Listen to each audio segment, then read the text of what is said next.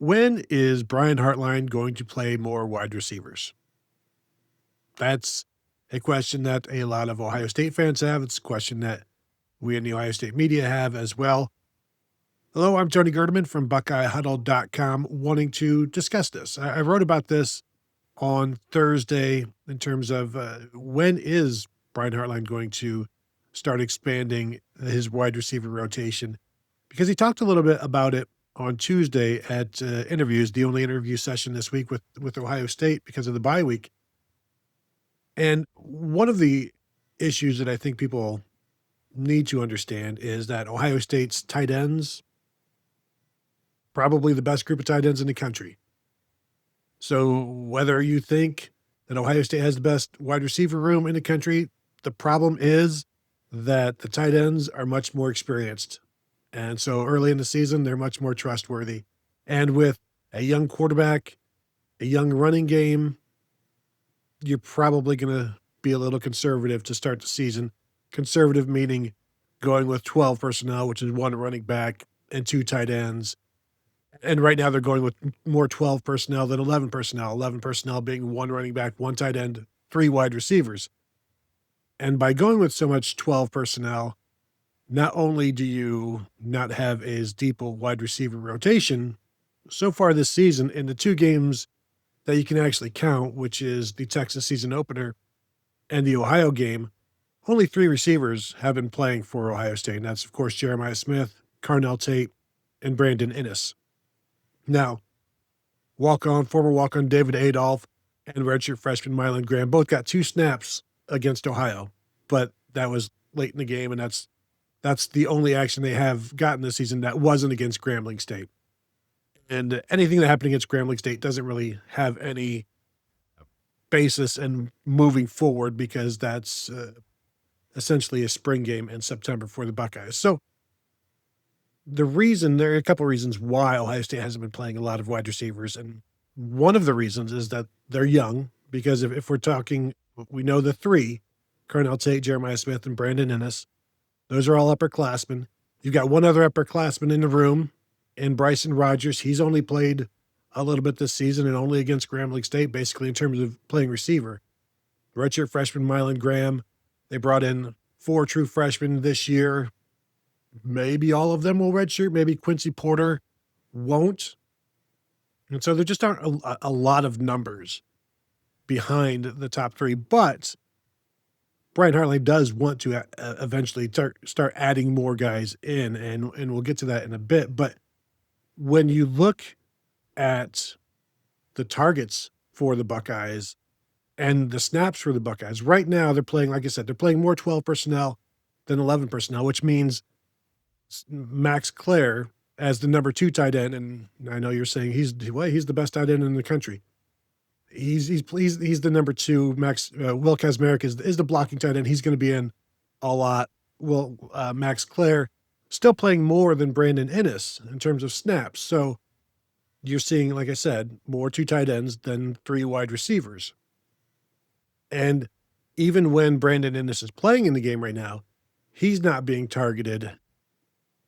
Brian Hartline also expects that to change. And what that will take is basically just getting him, I think, involved earlier in the progression, because when your progression, the first 2 or 3 looks are Jeremiah Smith or Carnell Tate, you're probably going to find a favorable throw to your advantage. So you're going to take those. They need to get Brandon Inniss earlier in the progression, and then the balls will be thrown to him. Right now, he is tied for 4th on the team in targets this season.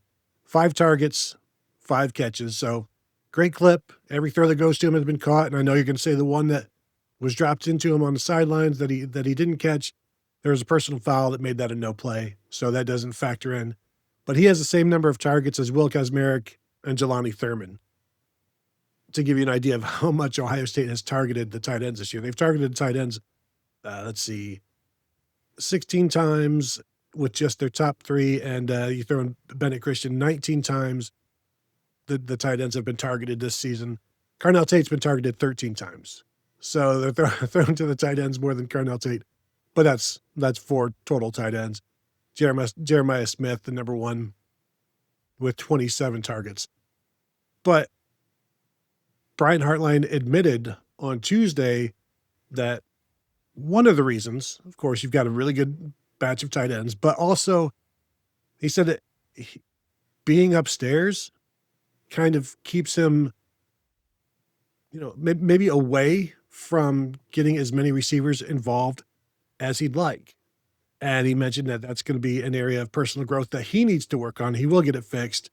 Um, he was asked about his receiver rotation on Tuesday. How do you feel about it? And here's what he said. I think I'm really happy.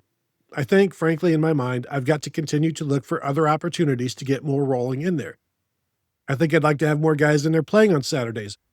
That has to be worked on through the week. When you get to game time, especially being up top in the press box, it's a little more difficult. I felt that a little bit to get guys going because I'm upstairs. Got to get that fixed. I will get that fixed. That's one area of growth. The guys are doing a great job. We're going to get more of those guys in the game. And, I think everybody wants to see more Mylan Graham. We've seen snippets in the spring, and, you can watch his high school highlights and say, boy, that's a guy that I'd like to see more of. Same with Quincy Porter, the true freshman. Same with Bryson Rogers, the one punt return that he had.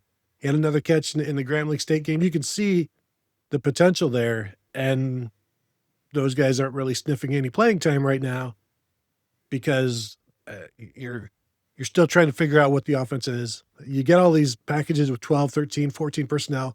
Defenses have to prepare for that. So Ohio State is showing a pretty physical offense that defenses will have to prepare for. But I think you're going to start seeing not a switch to less physical, but maybe some more explosion and more churning out the receivers. But I don't think you're ever going to get, I know you're never going to get back to like the 6 receiver rotation that Ohio State had in, say, 2018. And one of the reasons is that the pace of play is much slower now. That Ohio State back in 2018, they were running tempo.